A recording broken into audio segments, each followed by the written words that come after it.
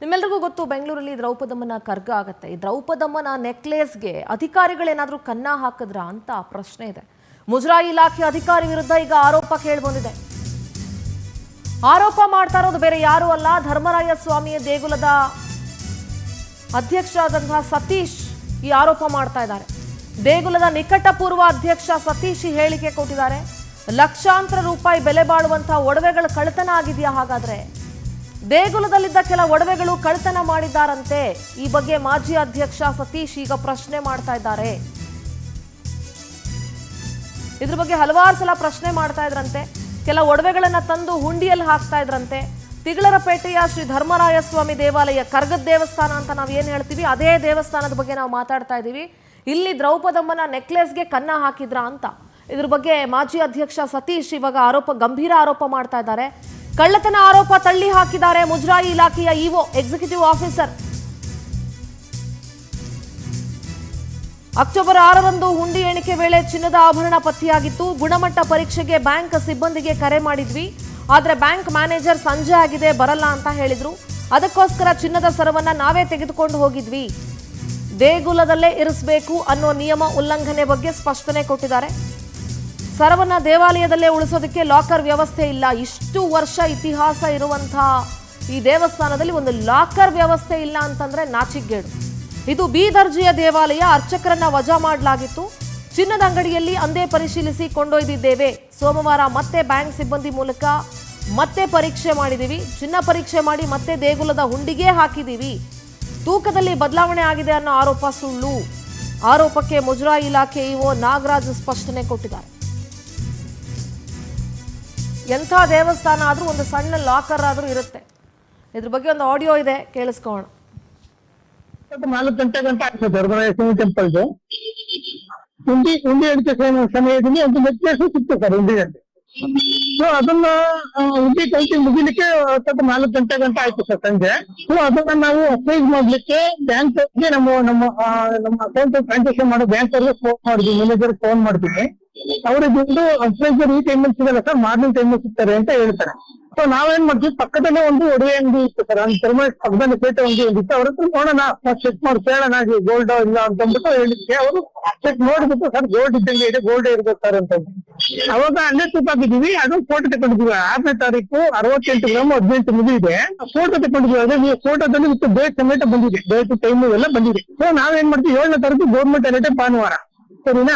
So ಅಲ್ಲಿ ನಮ್ಮಲ್ಲಿ ಅದನ್ನ ಈಗ ನಾವು ಅಪ್ರೈಸ್ ಮಾಡಿದ್ದು ಅಂದ್ರೆ ಸರ್ಟಿಫೈಡ್ ಆಗಿದ್ದು ಅದನ್ನ ಪಕ್ಕ ಗೋಲ್ಡ್ ಅಂತ ಕನ್ಫರ್ಮ್ ಮಾಡ್ಲಿಕ್ಕೆ ಆಗಲ್ಲ ನಮ್ಮಲ್ಲಿ. ನಾವು ಆ ಕಾರಣಕ್ಕೆ ಏನ್ ಮಾಡ್ತೀವಿ, ನಾವು ಅದನ್ನ ಟೆಂಪಲ್ ಅಲ್ಲೇ ಇಡೋಣ ಅಂದ್ರೆ ಲಾಕರ್ ಇಲ್ಲ ಟೆಂಪಲ್ ಅಲ್ಲಿ, ಒಂದು ಮುಖ್ಯವಾಗಿ. ಎರಡನೇದಾಗಿ ಅಲ್ಲಿ ಸೆಕ್ಯೂರಿಟಿ ಇಲ್ಲ ಸರ್. ಅದು ಬಿ ಗ್ರೂಪ್ ಟೆಂಪಲ್ ಇನ್ಕಮ್ ಕಮ್ಮಿ ಇದೆ, ಸೆಕ್ಯೂರಿಟಿ ಇಲ್ಲ. ಸೊ ಅಲ್ಲಿ ಎಲ್ಲರೂ ಜನ ಪಬ್ಲಿಕ್ ಎಲ್ಲ ಇರ್ತಾರೆ, ಅವ್ರ ಮುಂದೆ ಹಿಂದಿಲೆಲ್ಲ ಹಾಕ್ತೇವೆ. ಕಳ್ಳತನ ಹಿಡಿಬಹುದು ಅನ್ನೋ ಕಾರಣಕ್ಕೋಸ್ಕರ ಏನ್ ಮಾಡಿದ್ವಿ, ಸೊ ಸಂಜೆ ಆಗಿದ್ದೆಲ್ಲ ತಗೊಂಡೋಗಿ ಆಫೀಸಲ್ಲಿ ಇಟ್ಟೆ. ಆಮೇಲೆ ಏನಾಯ್ತು, ಭಾನುವಾರ 7ನೇ ತಾರೀಕು 8ನೇ ತಾರೀಕು ಮಾರ್ನಿಂಗ್ ರಿಟರ್ನ್ ಹುಂಡಿ ಕೌಂಟಿಂಗ್ ನನ್ನ ಗ್ರೂಪ್ ಆಫ್ ಇತ್ತು ಸರ್. 40 ಬೇರೆ ಟೆಂಪಲ್ ಇತ್ತು. ಸೊ ಹುಂಡಿ ಕೌಂಟಿಂಗ್ ಸ್ಟಾಪ್ ಇಟ್ಬಿಟ್ಟು ನಾವು ಬ್ಯಾಂಕ್ ಅಲ್ಲಿ ಹೋಗ್ಬಿಟ್ಟು ಅಪ್ಲೈ ಮಾಡ್ತಿದ್ದು. ಅದನ್ನ ವಿತ್ ಫೋಟೋ, ಸೀಲು, ತೂಕ, ಎಷ್ಟು ಗ್ರಾಮ್ ತೆಕ್ಸಿದೆ ಅಂತ ಎಲ್ಲ ಅಪ್ಲೈ ಮಾಡಿಸಿ ತಗೊಂಡ್ಬಂದು ಹುಂಡಿ ಕೌಂಟಿಂಗ್ ಬಂದು ಈ ನಮ್ಮ ಧರ್ಮರಾಯ ಸ್ವಾಮಿ ಟೆಂಪಲ್ ಇಂದಿಗೆ ವಿಡಿಯೋಗ್ರಾಫರ್ ಸಮ್ಮುಖದಲ್ಲಿ ನಮ್ಮ ಸೂಪರ್ವೈಸರ್ ಆಗಿ ಬಂದಿದೆ, ಹುಂಡಿ ಕೌಂಟಿ ಸೂಪರ್ವೈಸರ್ ಆಗಿ. ಸೊ ಅವ್ರ ಸಮ್ಮುಖದಲ್ಲಿ ಜೊತೆಗೆ ನಮ್ಮ ಟೆಂಪಲ್ ಸಮ್ಮುಖದಲ್ಲಿ ಹುಂಡಿಯಲ್ಲಿ ಹಾಕಿ ಇಟ್ಟಿದ್ದೀವಿ ಸರ್ ಧರ್ಮರಾಯ ಸ್ವಾಮಿ ಟೆಂಪಲ್ದು.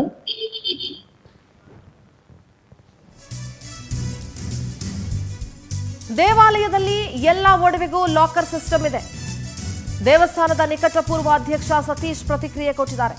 ದೇಗುಲದಲ್ಲಿನ ಒಡವೆ, ಹಣ ದೇವಸ್ಥಾನದಲ್ಲೇ ಇಡಬೇಕು, ಹೊರಗಡೆ ತಗೊಂಡು ಹೋಗಬಾರ್ದು. ಅವರು ಹೋಗಿದ್ದಾರೆ, ರಜೆ ಇತ್ತು ಅಂತ ಹೇಳ್ತಿದ್ದಾರೆ. ಆದ್ರೆ ಯಾಕೆ ಆತುರ ಮಾಡಿದ್ರು? ರಾಮಲಿಂಗಾರೆಡ್ಡಿ ಹಾಗೂ ಹ್ಯಾರಿಸ್ ಅವರಿಗೆ ವಿಷಯ ಗೊತ್ತಿಲ್ಲ. ದೇವಸ್ಥಾನದ ನಿಕಟಪೂರ್ವ ಅಧ್ಯಕ್ಷ ಸತೀಶ್ ಇದ್ರ ಬಗ್ಗೆ ಪ್ರತಿಕ್ರಿಯೆ ಕೊಟ್ಟಿದ್ದಾರೆ.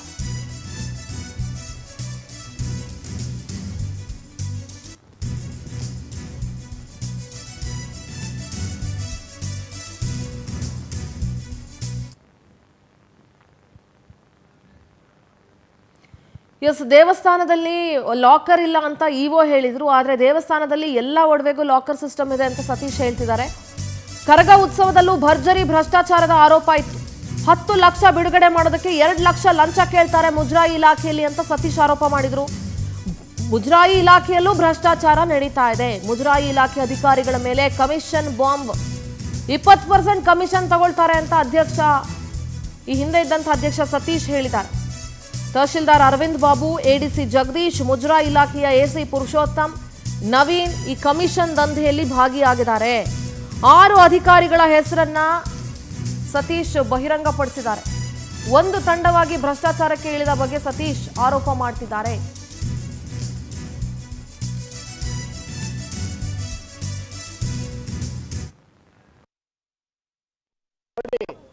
ಈ ತರ ಚಿನ್ನಾಭರಣ ಅಪ್ರೈಸರ್ನ ಕರೆಸಿ ದೇವಸ್ಥಾನದಲ್ಲೇ ನಾವು ಚೆಕ್ ಮಾಡಿಸೋದು. ಇಲ್ಲೇ ಅಪ್ರೈಸರ್ನ ಕರೆಸಿ ಚೆಕ್ ಮಾಡೋದು. ಏನೇನು ದೇವಸ್ಥಾನದ ಇದೆಯೋ ಇಲ್ಲೇ ಚೆಕ್ ಮಾಡಿಸೋದು. ಇದನ್ನ ಹೊರಗಡೆ ತಗೊಂಡೋಗಂಗಿಲ್ಲ. ದೇವಸ್ಥಾನದ ಏನು ಒಡವೆ ಇದೆಯೋ ಯಾವುದು ಹೊರಗಡೆ ತಗೊಂಡೋಗಿಲ್ಲ. ಇಲ್ಲೇ ಚೆಕ್ ಮಾಡಬೇಕು. ಪ್ರತಿಯೊಂದು ಎಷ್ಟು ಟಚ್ ಇದೆ ನೋಡಿ. ಪೊಲೀಸ್ ಅವ್ರನ್ನ ಇಟ್ಕೋಬೇಕು. ನಾವು ಸ್ಥಳೀಯ ಪೊಲೀಸ್ ಅವ್ರನ್ನ ಇಟ್ಕೋಬೇಕು, ಇಒನ ಇಟ್ಕೋಬೇಕು, ಎಸಿನ ಇಟ್ಕೋಬೇಕು, ಅಪ್ರೈಸರ್ನ ಇಟ್ಕೋಬೇಕು. ದೇವಸ್ಥಾನದ ಏನೇ ಇದಿದ್ರು ಎಲ್ಲರನ್ನೂ ಇಟ್ಕೊಂಡು ನಾವು ಮಾಡಬೇಕು. ದೇವಸ್ಥಾನದಿಂದ ಹೊರಗಡೆ ತಗೊಂಡೋಗಂಗಿಲ್ಲ. ಅದು 10 ಗ್ರಾಮ್ ಆಗಲಿ 2 ಗ್ರಾಮ್ ಆಗಲಿ ಗ್ರಾಮ್ ಲೆಕ್ಕ ಬರಲ್ಲ. ಇಲ್ಲಿಂದ ಯಾವುದು ಹೊರಗಡೆ ಒಡವೆ ತಗೊಂಡೋಗಂಗಿಲ್ಲ. ಇಟ್ಕೊಳ್ಳಿ, ನೀವು ಇದನ್ನ ಇಟ್ಕೊಳ್ಳಿ, ಆಮೇಲೆ ಹೇಳ್ತೀನಿ ಅಂತಾರೆ. ಇನ್ನ 8 ಲಕ್ಷ ಕೊಟ್ಟು ಇನ್ನ 32 ಲಕ್ಷನ ಅಧಿಕಾರಿಗಳು ತಿಂದಿದ್ದಾರೆ. ಇದು ಭಾರಿ ಏನಂದ್ರೆ ಭಾರಿ ದೊಡ್ಡ ಮಟ್ಟದಲ್ಲಿ ಮಾಡ್ತಾ ಇದ್ದಾರೆ. ಯಾಕೆ ಹಿಂದೂ ದೇವಸ್ಥಾನಗಳ ಮೇಲೆ ನಿಮ್ಗೆ ಟಾರ್ಗೆಟು?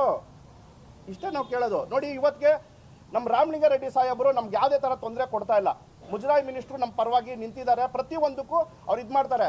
ಅವ್ರಿಗೆ 108 ಈ ಕಡೆ ಸಾರಿಗೆದು ಅವರೇ ಒಪ್ಕೊಂಡಿದ್ದಾರೆ, ದೇವಸ್ಥಾನದ್ದು ಅವರೇ ಒಪ್ಕೊಂಡಿದ್ದಾರೆ. ಎರಡೂ ನಿಭಾಯಿಸೋದು ಪ್ರತಿಯೊಂದು ಒಬ್ಬರೇ ನೋಡೋದು ಕಷ್ಟ ಆಗ್ಬೋದು. ಆದರೆ ಇಲ್ಲಿ ಅವ್ರ ಗಮನಕ್ಕೆ ನಾನು ತರೋದು ಒಂದೇ, ಮುಜರಾಯಿಯಲ್ಲಿ ಭಾರಿ ದೊಡ್ಡ ಮಟ್ಟದಲ್ಲಿ ಅವ್ಯವಹಾರ ಆಗ್ತಾ ಇದೆ. ಮತ್ತೆ ನಿಮ್ಗೆಲ್ಲ ಆಡಿಯೋ ಕೊಡ್ತೀನಿ. ಏನು ಆಡಿಯೋ? 10 ಲಕ್ಷಕ್ಕೆ ನಾವು ದುಡ್ಡು ರಿಲೀಸ್ ಮಾಡ್ಬೇಕಂದ್ರೆ 2 ಲಕ್ಷ ಕೊಡಬೇಕು ಅಂತಾರೆ. ತಹಸೀಲ್ದಾರ್ ಓಪನ್ ಆಗಿ ಕೇಳ್ತಾರೆ, ಇಒ ಓಪನ್ ಆಗಿ ಕೇಳ್ತಾರೆ. ಪ್ರತಿಯೊಂದು ಆಡಿಯೋನು ಇದೆ, ಓಪನ್ ಆಗಿ ಕೇಳ್ತಾರೆ. 10 ಲಕ್ಷಕ್ಕೆ 2 ಲಕ್ಷ ಕೊಡಬೇಕು. ಇಲ್ಲಾಂದ್ರೆ ನಮಗೆ ಗೊತ್ತು ಕಾನೂನು ರೀತಿ ನಾವು ಏನ್ ಮಾಡ್ಬೇಕು. ಅವರೆಲ್ಲ ಒಂದು ಪೇಪರ್ ಪೆನ್ನಲ್ಲಿ ಗೀಚ್ಬಿಡ್ತಾರೆ. ಅಧ್ಯಕ್ಷರು ಸರಿ ಇಲ್ಲ, ಇವ್ರು ಸರಿ ಇಲ್ಲ, ಅವ್ರಿಗೆ ದುಡ್ಡು ಕೊಟ್ಟಿಲ್ಲ ಅಂದ್ರೆ ನಾವು ಸರಿ ಇಲ್ಲ. ನೀವು ಇವ್ರು ಸರಿ ಇಲ್ಲ ಅಂತ ಹೇಳ್ತಾರಲ್ಲ, 1,10,00,000 BBMP-ನಲ್ಲೇ ಬಿದ್ದಿದೆ. ಅವ್ರು BBMP ಕಮಿಷನರ್ ಇವಾಗಲೂ ಕೇಳ್ತಾರೆ, ನೀವು ಧರ್ಮರಾಯ ಸ್ವಾಮಿ ದೇವಸ್ಥಾನ ದುಡ್ಡು ಯಾಕೆ ತಗೊಂಡಿಲ್ಲ ಅಂತ. ನಾನು ಒಂದು ಕೋರ್ಟಲ್ಲಿ ಹೇಳಿದ್ದೀನಿ, ನನಗೆ ದುಡ್ಡು. ಧರ್ಮಸ್ವಾಮಿ ದೇವಸ್ಥಾನದ ನಿಕಟಪೂರ್ವ ಅಧ್ಯಕ್ಷರಾಗಿದ್ದಂತಹ ಸತೀಶ್ ಅವರು. ಸೊ ಈ ವಿಚಾರವಾಗಿ ಮಾತಾಡಲಿಕ್ಕೆ ನನ್ನ ಜೊತೆ ಮುಜರಾಯಿ ಇಲಾಖೆಯ ಇಒ ಆಗಿರುವಂತಹ ನಾಗರಾಜ್ ಅವರಿದ್ದಾರೆ. ಅವ್ರನ್ನ ಮಾತಾಡಿಸ್ತಾ ಹೋಗ್ತೇನೆ. ಸರ್, ನಿಮ್ಮ ಮೇಲೆ ಒಂದು ಆರೋಪ ಬರ್ತಾ ಇರುವಂಥದ್ದು, ನೀವು ಹುಂಡಿಗೆ ಹಾಕಿದಂತಹ ನೆಕ್ಲೆಸನ್ನು ತಗೊಂಡು ಹೋದ್ರೆ ಆಮೇಲೆ ಅದರಲ್ಲಿ ಕೆಲವೊಂದಿಷ್ಟು ಚಿನ್ನವನ್ನು ತೆಗೆದು ವಾಪಸ್ ತಂದು ಹಾಕಿದ್ರಿ ಅಂತ ಹೇಳಿ, ಈ ಒಂದು ಆರೋಪದ ಬಗ್ಗೆ ನೀವೇನು ಸ್ಪಷ್ಟನೆ ಕೊಡ್ತಾ ಇದ್ದೀರಾ? ಮೇಡಮ್, ಇದ್ರ ಬಗ್ಗೆ ಏನಿಲ್ಲ. ನಾವು 6ನೇ ತಾರೀಕು ಉಂಡಿ ಎಣಿಕೆ ಡೇಟು ನಿಗದಿಯಾಗಿತ್ತು. ಉಂಡಿ ಎಣಿಕೆ ಮಾಡಿದ್ವಿ. ಉಂಡಿ ಎಣಿಕೆ ಸಮಯದಲ್ಲಿ ಒಂದು ನೆಕ್ಲೆಸ್ ಸಿಕ್ತು. ಅದು ದೇವಸ್ಥಾನ ಪಕ್ಕದಲ್ಲೇ ಒಂದು ಒಡವೆ ಅಂಗಡಿ ಇತ್ತು, ಟಚಲ್ಲಿ ಹತ್ರದೇ ಪಕ್ಕದಲ್ಲೇ. ಅಲ್ಲೇ ತೊಗೊಂಡೋಗಿ ತೂಕ ಹಾಕ್ಸಿದ್ವಿ. ಆಮೇಲೆ ಚೆಕ್ ಕೇಳಿದ್ರೆ ಅದು ಗೋಲ್ಡು ಅಂತ ಹೇಳಿದ್ರು. 68 ಗ್ರಾಮ್ 18 ಮಿಲಿ ಇತ್ತು. ಸೊ ಅವ್ರು ನಮ್ಗೆ ಅಪ್ರೈಸ್ ಮಾಡಿಕೊಡಿ, ಸರ್ಟಿಫೈಡ್ ಮಾಡಿಕೊಡಿ ಅಂದರೆ ಇಲ್ಲ ಸರ್, ನಾವು ಅದು ಮಾಡೋಕ್ಕೆ ಬರಲ್ಲ, ಮಾಡಲ್ಲ ನಾವು ಅದು ಅಂದರು.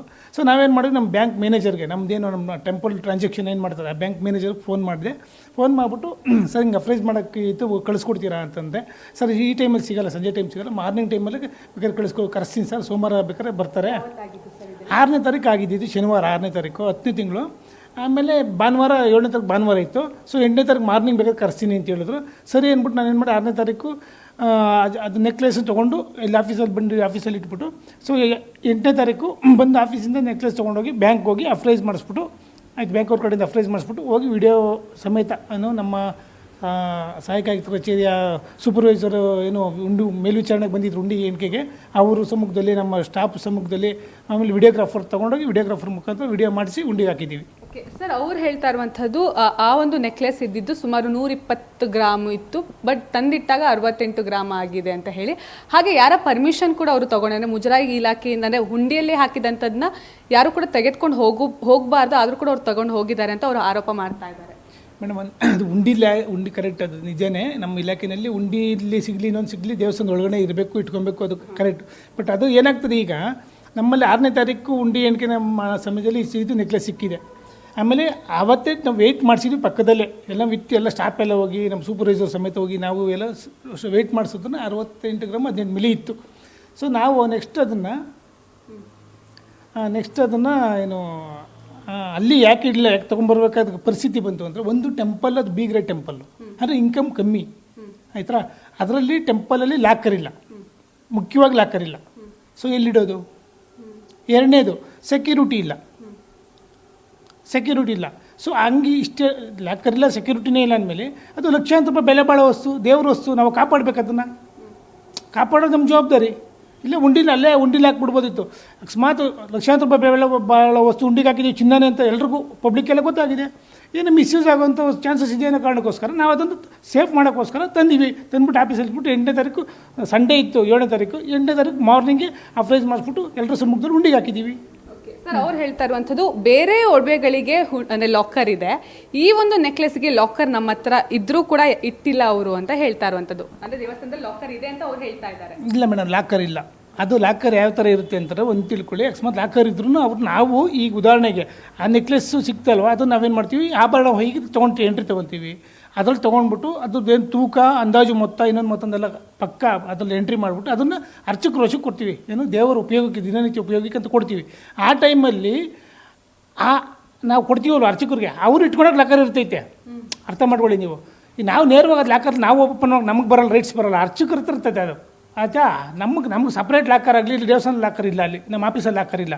ಅರ್ಚಕರು ವಶಕ್ಕೆ ಏನು ಕೊಡ್ತೀವಿ ಅವ್ರನ್ನ ಇಟ್ಕೊಳಕ್ಕೆ ಅವ್ರ ಲಾಕರ್ ಇರ್ತೈತೆ. ಬಟ್ ಅದಕ್ಕೆ ನಮ್ಮ ಕಡೆ ಇರೋಲ್ಲ. ಅವ್ರು ಹೇಳೋದು ಅವ್ರು ಯಾವ ಥರ ಮಾತ್ರ ಸತೀಶ್ ಅವ್ರಿಗೆ ಗೊತ್ತಿಲ್ಲ. ಆಮೇಲೆ 120 ಗ್ರಾಮ್ ಏನೋ ಇದೆ ಅಂತಾರಲ್ಲ, ಅವ್ರದ್ದು ಪ್ರೂವ್ ಮಾಡಿಬಿಡ್ಲಿ ಅವರು ಮೇಡಮ್, ಅವರು ಪ್ರೂವ್ ಮಾಡಿಬಿಡ್ಲಿ. ಅವರು ನಮ್ಮ ಇಲಾಖೆಯಿಂದ ಏನು ಒಂದು ಕಠಿಣ ಶಿಕ್ಷೆ ಕೊಡ್ತಾರೆ, ಏನು ಕೊಡ್ತಾರೋ ನಾನು ಸಿದ್ಧ ಇದ್ದೀನಿ. ಬಟ್ ನಾನು ಇಲಾಖೆಗೆ ಮೋಸ ಮಾಡೋಕ್ಕೋಗಲ್ಲ, ತೊಂದರೆ ಕೊಡೋಕ್ಕೋಗಲ್ಲ, ತಪ್ಪು ಮಾಡೋಕ್ಕೋಗಲ್ಲ. ಖಂಡಿತವಾಗೂ ಇದೆ ಮೇಡಮ್, ಪ್ರೂಫ್ ಸಮೇತ ನಿಮಗೂ ಕೊಡ್ತೀನಿ ಬೇಕಾರೆ. ಆಲ್ರೆಡಿ ಎಲ್ಲ ಚಾನಲ್ ಕೊಟ್ಟಿದ್ದೀನಿ, ನಿಮಗೂ ಕೊಡ್ತೀನಿ. ಧಾರಾಳವಾಗಿ ನೀವು ನೋಡ್ಬೋದು. ಪ್ರೂಫ್ ನೋಡ್ರೆ ನಿಮ್ಗೆ ಗೊತ್ತಾಗ್ಬಿಡುತ್ತೆ ನಿಜಾನ ಸುಳ್ಳು ಅನ್ನೋದು. ಹೇಳೋದು ಏನು ಬೇಕಾದ್ರೆ ಹೇಳ್ಬೋದು. ನೀವು ದಾಖಲೆಗಳು ಕೊಟ್ಬಿಡ್ತೀನಿ ವಿತ್ ಅದ್ರಲ್ಲಿ ಡೇಟ್ ಸಮೇತ, ಏನು ಡೇಟು ಟೈಮ್ ಸಮೇತ ಇದೆ. ಉಂಡಿ ಎಣಿಕೆ ಮಾಡಿದ್ದು ಯಾವ ಡೇಟು ಟೈಮು, ಚೈನು ಯಾವಾಗ ಡೇಟು ಟೈಮ್ ಸಿಕ್ತು, ಅದು ತೂಕ ಎಷ್ಟಿತ್ತು, ನೆಕ್ಸ್ಟ್ 8ನೇ ತಾರೀಕು ಹಾಕೋವಾಗ ಎಷ್ಟು ತೂಕ ಇತ್ತು, ಏನಿತ್ತು, ಎಲ್ಲ ಡೀಟೇಲ್ಸ್ ಇದೆ, ದಾಖಲೆ ಇದೆ. ಅಂದ್ರೆ ಅರ್ಚಕರನ್ನ ವಜಾ ಮಾಡಿದ್ದು ಯಾವ ಒಂದು ಕಾರಣದಿಂದ? ಅದು ಅದು ಅದು ಕಚೇರಿ ವಿಚಾರಕ್ಕೆ ಸಂಬಂಧಪಟ್ಟಿದ್ದು. ಅದ್ರ ಬಗ್ಗೆ ನಾನು ಏನು ಹೇಳಲಿಕ್ಕೆ ಇಷ್ಟಪಡಲ್ಲ. ಯಾಕಂದ್ರೆ ನಾನು ಜುಲೈಗೆ ಬಂದಿದ್ದೀನಿ ಆಯ್ತಾ. ರೀಸೆಂಟ್ಲಿ ಒಂದು 4 ಮಂತ್ಸ್ 5 ಮಂತ್ಸ್ ಆಗ್ತಾ ಬಂತು. ಅದ್ರ ಬಗ್ಗೆ ನಾನು ಹೆಚ್ಚಿಗೆ ಮಾತಾಡ್ಲಿಕ್ಕೆ ಇಷ್ಟಪಡ್ತೀನಿ. ಸರ್, ಅವರಿವತ್ತು ಸುದ್ದಿಗೋಷ್ಠಿ ಮಾಡುವಂತಹ ಸಂದರ್ಭದಲ್ಲಿ ಇನ್ನೊಂದು ಹೇಳ್ತಾರೆ, ಮುಜರಾಯಿ ಇಲಾಖೆಯಲ್ಲಿ ಈ ಒಂದು ಖರ್ಗ ಮಹೋತ್ಸವದ ಸಮಯದಲ್ಲೂ ಕೂಡ ಭ್ರಷ್ಟಾಚಾರಗಳು ಆಗತ್ತೆ, ಅದ್ರ ಜೊತೆಗೆ ನಿಮ್ಮ ಹೆಸರು ಕೂಡ ಅದರಲ್ಲಿ ತಳಕು ಹಾಕೊಳ್ಳುತ್ತೆ. ಅಂದ್ರೆ ಇಂದಿನ ಇಒ ನವೀನ್ ಆಗಿರಬಹುದು, ಅಥವಾ ನಿಮ್ಮ ಹೆಸರು ಆಗಿರಬಹುದು, ಅಥವಾ ಬೇರೆಯವ್ರ ಹೆಸರು ಕೂಡ ತಳಕು ಹಾಕೊಳ್ಳುತ್ತೆ. ಈ ಎಲ್ಲ ಆರೋಪದ ಬಗ್ಗೆ ಏನು ಹೇಳ್ತೀರಾ ಸರ್? ಭ್ರಷ್ಟಾಚಾರ ಅಂದ್ರೆ ಕಮಿಷನ್ಸ್ ಕೇಳ್ತಾರೆ ಅಂತ ಹೇಳಿ. ಮೇಡಮ್, ಅವರು ಯಾವ ಇಂಟೆನ್ಷನಲ್ಲಿ ಹೇಳ್ತಾರೆ ಆ ಥರ ಗೊತ್ತಿಲ್ಲ. ನಮ್ಮ ಇಲಾಖೆನಲ್ಲಿ ಆ ಥರ ಯಾರು ಮಾಡಲ್ಲ ಆಯಿತಾ. ಅವ್ರು ಫೋನ್ ಮಾತಾಡಿ ಅವರೇ ಹೇಳ್ತಿದ್ದಾರೆ, 2 ಲಕ್ಷ ಕೊಟ್ಬಿಟ್ಟಿದ್ದೀನಿ ಅವ್ರಿಗೆ, ನೀವು ಅಂದರೆ ಅಂತ ಅಂದ್ಬಿಟ್ಟು ಅಂತಾರೆ. ಫೋನ್ ಮಾತಾಡಿ ಇವ್ರು ಹೇಳಿರೋದು, ಅವ್ರು ಕೇಳಿರೋದಲ್ಲ. ಅವ್ರು ಕೇಳಿರೋದು ಪ್ರೂವ್ ಮಾಡಲಿ. ಇವರು ನೀವು ಹೇಳ್ಬಿಟ್ರೆ 2 ಲಕ್ಷ ನಾಳೆನೇ ಅಂತ ಕೊಟ್ಬಿಡ್ತೀನಿ ಅಂತಾರಲ್ಲ, ಅವ್ರು ಕೇಳಿ ಇವ್ರು ಫೋನಾಗ ಮಾತಾಡೋ ಹೇಳಿರೋದು ಪಾಯಿಂಟ್ ಅಷ್ಟೇ ಇದೆ. ಅವರು ಏನು ಕೇಳಿಲ್ವಲ್ಲ, ಏನೋ ಒಂದು ದಾಖಲೆ ಬೇಕು, ಮಾತಾಡೋವಾಗ ರೆಕಾರ್ಡಿಂಗ್ ಇಟ್ಕೊಂಬಿಡೋದು, ಮಾತಾಡ್ಬಿಡೋದು. ಎಷ್ಟು ಸರಿ ಇದು? ಅಲ್ಲ, ಇಲ್ಲ ಯಾರೋ ಒಬ್ಬರು ಇದಕ್ಕೋಸ್ಕರ ಇಡೀ ಇಲಾಖೆನೇ ತಪ್ಪು, ಇಲಾಖೆ ನೌಕರರು ತಪ್ಪು, ಇಲಾಖೆ ಅಧಿಕಾರಿಗಳು ತಪ್ಪು ಅಂತ ಮಾಡೋದು ಭಾರಿ ತಪ್ಪದು. ಪ್ರೂವ್ ಮಾಡಲಿ ಆ ಥರ ಇದ್ರೆ ಇವರು. ಸೊ ನೀವು ಹೇಳ್ತಿರೋ ನಿಮ್ದು ಯಾವುದೇ ರೀತಿ ತಪ್ಪಿಲ್ಲ? ಇಲ್ಲ ಮೇಡಮ್, ಅಂದ್ರೆ ನಮ್ಮದೇ ಅಂತಲ್ಲ, ನಮ್ಮ ಇಲಾಖೆ ಅಧಿಕಾರಿಗಳು ಯಾರ್ದು ತಪ್ಪಿಲ್ಲ ಮೇಡಮ್. ನಾನು ಹೇಳ್ತೀನಿ ಮೇಡಮ್, ನಮಗೂ ಯಾಕಂದರೆ ನಾವು ಮುಜರಾಯಿ ಇಲಾಖೆ ಏನಂದರೆ ಧಾರ್ಮಿಕ ದೇವಸ್ಥಾನಗಳು, ಅಲ್ಲಿ ಕೆಲಸ ಮಾಡೋದು, ಆ ದೇವ್ರದ್ದು ದುಡ್ಡಲ್ಲೇ ಸಂಬಳ ತಗೊಂಡು